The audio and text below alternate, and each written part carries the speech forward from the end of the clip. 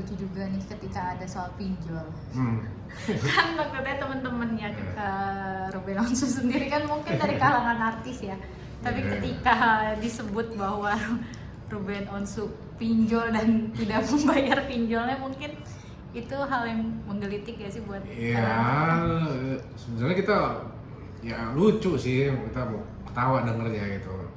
Pinjol itu kan pasti ada limitnya ya, ada berapa gitu. Biasanya orang mau nyicil handphone atau mau ngambil apa ya, mau liburan gitu, pengen nih hal-hal yang kita udah tahu sama-sama limitnya berapa sih pinjol itu gitu. Seorang Ruben yang tiap bulan transfer ratusan juta gitu ya masa pinjol, pinjam aja ke Igun, Ayu Ting Ting mungkin ya, Pak Wendy atau siapa kayak gitu teman-temannya. Nah, pinjol, kebayangnya Ruben gitu pinjol gitu, dia pegang KTP terus ya selfie gitu, kayaknya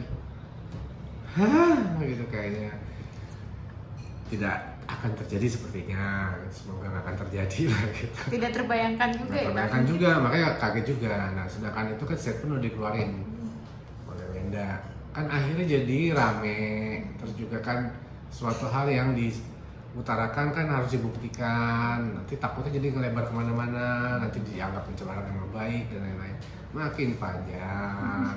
Semoga nggak jadi makin lebar ya. Mungkin ada nggak sih kayak mau disampaikan buat keduanya ya, apalagi tadi kan Anda sempat bilang setiap hari ada aja gitu. Buat Ruben dan Wenda, aku sarankan untuk sama-sama menahan diri, karena bagaimanapun ini kan udah masuk ke jalur hukum, udah saatnya untuk tidak berpolemik lagi di sosmed dan lain-lain, karena ya kasihan anak-anak kan gitu. Dan juga ini juga berdampaknya lebar loh kemana-mana. Sekarang udah rame netizen ini, jadi ada yang pro Ruben, ada yang pro Wenda, ada orang bahas apapun jadi sensitif, akhirnya jadi kayak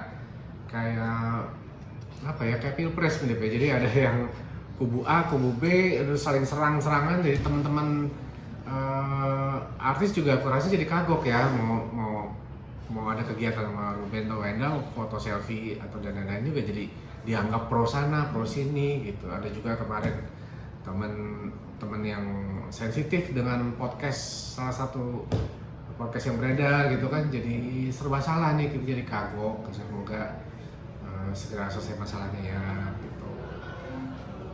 Ketika Sarwenda menyebut bahwa kalau mau ketemu anak ayahnya harus cek kesehatan.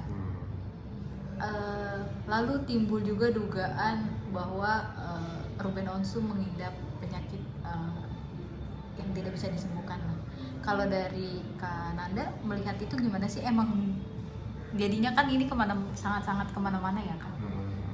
Apalagi menyebut penyakit yang mungkin di Indonesia awam sekali ya.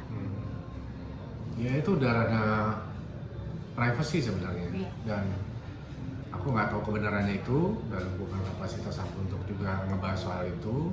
Itu kalaupun iya, kalaupun tidak juga dampaknya seperti apa juga itu kan urusan masing-masing dua belah pihak ya. Dan itu biarkan nanti ini kan masih berjalan proses hukumnya. Jadi nanti biarkan para orang-orang yang kredibel untuk membahas soal ini, misalnya majelis hakim gitu. Jadi bukan ranah kita untuk memperuncing masalah ini sebenarnya gitu. Cuman aku prihatin aja sih, kayak masalah ini tiap hari ada aja gitu, membuat situasinya makin panas, bukannya makin adem, makin tenang ya, tapi makin banyak lagi. Hampir setiap hari ada aja hal-hal yang bikin kita gelisah semuanya jadinya gitu. Jadi khawatir aja nih ujungnya mau kemana sih gitu. Kalau untuk kesehatan sebenarnya kalau ketemu langsung kan Anda juga pernah podcast bareng baru-baru ini. Dari kesehatan sendiri Kak Ruben tuh oke ya? Biasa-biasa aja, oke aja, nggak ada hal-hal yang gimana-gimana gitu. Dan dia juga kan tiap hari beraktivitas di kerja juga dengan banyak orang, jadi nggak ada menurut aku yang hal-hal yang apa ya, yang aneh-aneh gitu ya. Sampai ini kan jadinya mungkin menjadi alat atau senjata buat Sarwenda untuk menjatuhkan seorang Ruben di pengadilan untuk kesehatan ini. Ya kalaupun memang ada hal-hal seperti itu, ya pakai tempuh jalur hukum aja menurut aku. Untuk apa juga untuk hal kayak gini dibahas di muka publik gitu, di muka umum.